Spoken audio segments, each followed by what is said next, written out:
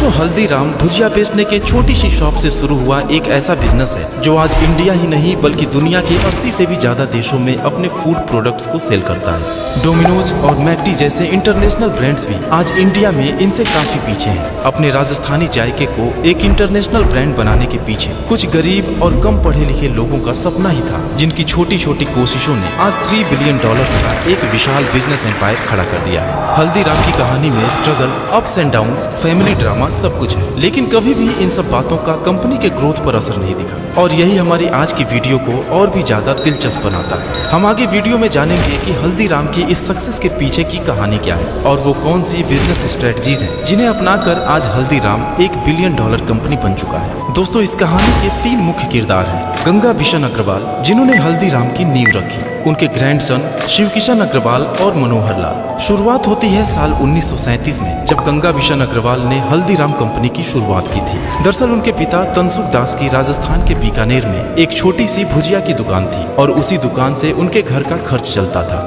गंगा बिशन अग्रवाल को उनके घर वाले प्यार से हल्दीराम कहकर बुलाते थे। बचपन से ही अपने पिता की मदद करने के लिए वह दुकान पर काफी समय दिया करते थे और खेलने कूदने की उम्र में भुजिया बनाने की रेसिपी को समझने की कोशिश करते थे। बीकानेर में उस समय भुजिया काफी पॉपुलर हुआ करता था और इसको बनाना भी मुश्किल नहीं था। हर गली मोहल्ले में बड़ी आसानी से ये मिल जाया करती थी और सबका टेस्ट भी लगभग एक जैसा ही होता था। इसलिए मार्केट में कंपटीशन क्वालिटी का नहीं बल्कि सिर्फ उसके प्राइस का था। गंगा बिशन अग्रवाल हमेशा से अपने पिता को भुजिया की रेसिपी में कुछ बदलाव करने का सुझाव दिया करते थे और खुद भी नए नए इंग्रेडिएंट्स के साथ भुजिया पर एक्सपेरिमेंट्स करते रहते थे। काफी चीजों को आजमाने के बाद आखिरकार वो एक ऐसे प्रोडक्ट को बनाने में सफल हो गए जो उस समय मार्केट में किसी के पास मौजूद नहीं था। दोस्तों गंगा बिशन ने अपने पिता की भुजिया में कुछ ऐसे मेजर चेंजेस किए जिससे उनकी तकदीर ही बदल गई। इसमें उन्होंने पहला बदलाव ये किया कि भुजिया को बेसन की जगह मोठ की दाल से बनाने लगे। ऐसा करने से न सिर्फ भुजिया का टेस्ट कई गुना बढ़ गया बल्कि वो पहले से कहीं ज्यादा क्रिस्पी भी हो गया, जो मार्केट में मौजूद भुजिया से पूरी तरह डिफरेंट था। इसके अलावा उन्होंने दूसरा चेंज ये किया कि मार्केट में जहां दूसरे लोग भुजिया को 2 पैसे पर किलो के भाव से बेच रहे थे, वहीं हल्दीराम ने इस भुजिया का प्राइस 5 पैसे पर किलो रखा। उन्होंने सोचा कि क्यों ना अपनी भुजिया को एक प्रीमियम कैटेगरी में रखकर सेल किया जाए ताकि लोग उनकी भुजिया को एक अलग स्टैंडर्ड से देखें और साथ ही साथ अच्छा मुनाफा भी कमाया जा सके। और तीसरा सबसे जबरदस्त काम उन्होंने ये किया कि बीकानेर के महाराजा डूंगर सिंह के नाम पर अपनी उस भुजिया का नाम डूंगर सेव रख दिया। हालांकि उनकी भुजिया का बीकानेर के महाराजा से दूर दूर तक कोई कनेक्शन नहीं था, फिर भी दोस्तों उनका नाम एक ब्रांड एम्बेसडर की तरह साबित हुआ। लोगों के बीच में राजा डूंगर सिंह की काफी इज्जत थी और इस तरह गंगा बिशन जी के एक स्मार्ट मार्केटिंग की वजह से उनकी भुजिया को भी लोग एक प्रीमियम प्रोडक्ट मानने लगे। इसके बाद तनसुख दास ने अपने बेटे गंगा बिशन यानी कि हल्दीराम के नाम पर ही अपनी शॉप का नाम हल्दीराम भुजिया वाला रख दिया। हल्दीराम भुजिया बीकानेर में ऑलरेडी एक प्रीमियम प्रोडक्ट बन चुकी थी। लोग 2 पैसे की जगह 5 पैसे पर किलो के भाव में भी बिना हेजिटेशन उनकी भुजिया खरीद रहे थे, क्योंकि लोगों के दिमाग में ये धारणा बन गई थी कि 3 पैसे एक्स्ट्रा देकर वह एक हाई क्वालिटी प्रोडक्ट खरीद रहे हैं। इस तरह हल्दीराम जी का डूंगर सेव मार्केट में लॉन्च होते ही हिट हो गया और कुछ ही हफ्तों में उनकी सेल्स आसमान छूने लगी। हल्दीराम जी भुजिया जैसे कॉम्पिटिटिव मार्केट के लीडर बन गए और अपने दोनों बेटे मूलचंद और रामेश्वर लाल के साथ मिलकर बीकानेर के अलावा कोलकाता, नागपुर और नई दिल्ली में भी अपने ब्रांचेस शुरू कर दिए। लेकिन जब हल्दीराम जी की तीसरी पीढ़ी यानी कि ग्रैंड सन्स जब बड़े होने लगे तो और बिजनेस फैमिलीज की तरह उनके परिवार में भी विरासत को लेकर झगड़े शुरू हो गए। लेकिन हल्दीराम जी ने बड़े ही समझदारी से इन झगड़ों को भी सुलझा दिया और एक समझौते के अनुसार अपने दोनों बेटों और उनकी फैमिलीज को बिजनेस एरिया डिवाइड कर दिया। रामेश्वर लाल एंड फैमिली को केवल वेस्ट बंगाल में व्यापार करने की परमिशन मिली, जबकि नागपुर, दिल्ली और बीकानेर का बिजनेस मूलचंद अग्रवाल को सौंप दिया गया। लेकिन दोस्तों बंटवारे में एक भाई को सिर्फ वेस्ट बंगाल और दूसरे को बाकी बचा सारा बिजनेस देने के पीछे भी एक खास वजह थी। दरअसल वेस्ट बंगाल में हल्दीराम का बिजनेस सबसे ज्यादा प्रॉफिटेबल था, जबकि दिल्ली के चांदनी चौक में बना फैक्ट्री 1984 के सिख दंगों में जलकर खत्म हो चुका था और साथ ही दिल्ली में बीकानेर वाला और घंटे वाला जैसे मजबूत कॉम्पिटिटर पहले से ही मौजूद थे।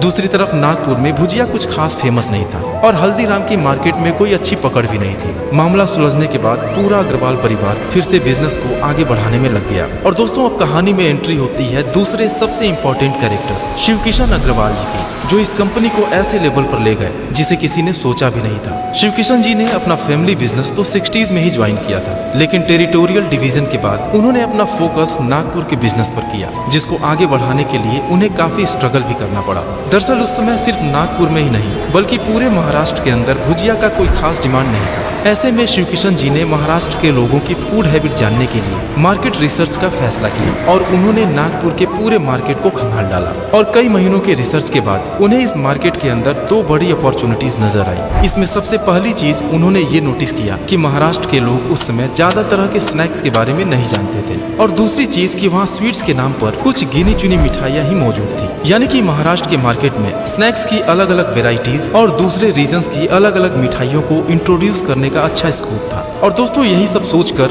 उन्होंने अपनी फेवरेट काजू कतली मिठाई को महाराष्ट्र के स्वीट मार्केट में लॉन्च कर दिया। अब चूंकि महाराष्ट्र के लोगों के लिए काजू कतली एक बिल्कुल नई चीज थी, इसलिए शिव किशन जी उस मिठाई का फ्री सैंपल्स बांटने लगे। उनकी शॉप पर जो भी कस्टमर आता था वे उसे अपनी काजू कतली जरूर टेस्ट कराते थे। इस तरह उनकी इस मार्केटिंग के चलते कुछ ही दिनों के अंदर काजू कतली पूरे नागपुर में फेमस हो गई और इस मिठाई का फ्लेवर नागपुर के लोगों को इतना पसंद आया कि देखते ही देखते इसकी सेल आसमान छूने लगी। अब समय आ गया था कि काजू कतली के अलावा और भी स्वीट्स को मार्केट में उतारा जाए, और फिर उन्होंने महाराष्ट्र के लोगों को बीकानेर और कोलकाता की दूसरी फेमस मिठाइयों से भी इंट्रोड्यूस करा दिया। स्वीट्स के बाद अब बारी थी अपने स्नैक्स को भी मार्केट में उतारने की, लेकिन इसे भी सीधे कस्टमर्स के सामने नहीं परोसा गया। दरअसल उन्होंने देखा कि नागपुर के लोग साउथ इंडियन स्नैक्स जैसे इडली और डोसा को काफी ज्यादा पसंद करते हैं, इसलिए कस्टमर्स को अपनी शॉप पर केवल लाने के लिए उन्होंने खुद का एक साउथ इंडियन रेस्टोरेंट शुरू कर दिया। और जब बहुत सारे लोग उनके रेस्टोरेंट में आने लगे तो उन्होंने धीरे धीरे अपने मेन्यू में समोसा, कचौड़ी और छोले भटूरे जैसी चीजों को भी ऐड करना शुरू कर दिया।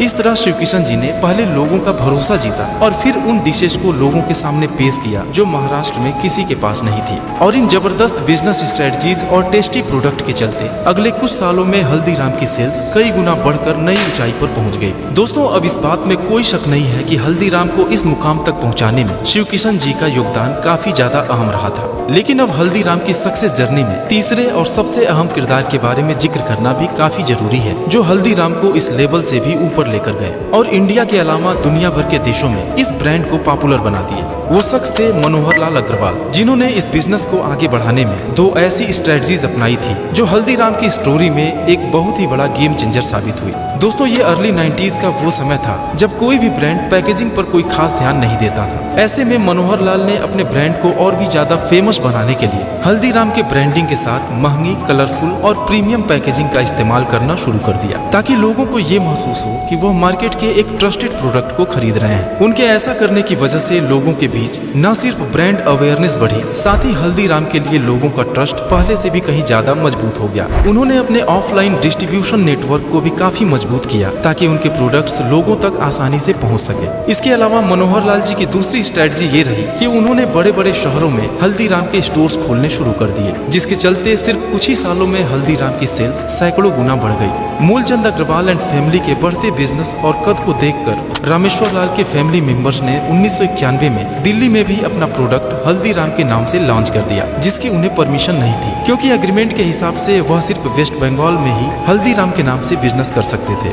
मामला कोर्ट तक गया और 15 साल की लड़ाई के बाद साल 2013 में दिल्ली के हल्दीराम को यानी कि मनोहर लाल अग्रवाल को ही हल्दीराम भुजिया वाला का सोल ओनर घोषित किया गया। दोस्तों भुजिया से शुरुआत करके इस ब्रांड ने मिठाई और नमकीन की ढेरों वेराइटीज मार्केट में उतारकर सबको चौंका दिया था, और वक्त के साथ अपने आप में भी तेजी से बदलाव लाते हुए उनकी लिस्ट में अब स्वीट्स और नमकीन के अलावा आइसक्रीम, डेयरी प्रोडक्ट्स, कुकीज और फ्रोजन मील्स भी शामिल है, जिनका जायका आज देश के कई शहरों में खुले हल्दीराम के रेस्टोरेंट्स में भी लिया जा सकता है। अग्रवाल परिवार ने दुनिया की दूसरी सबसे बड़ी फ्रेंच बेकरी चेन कैफे ब्रियोश डोरी के साथ मिलकर काम करने का एग्रीमेंट भी साइन किया है। हल्दीराम की 3 पीढ़ियों ने अपनी मेहनत और लगन से जिस तरह एक मामूली से भुजिया के व्यापार को $3 बिलियन इतना बड़ा बिजनेस एम्पायर बना दिया, वो वाकई में हैरान करने वाला है। तो दोस्तों आज की वीडियो में बस इतना ही। Thanks for watching.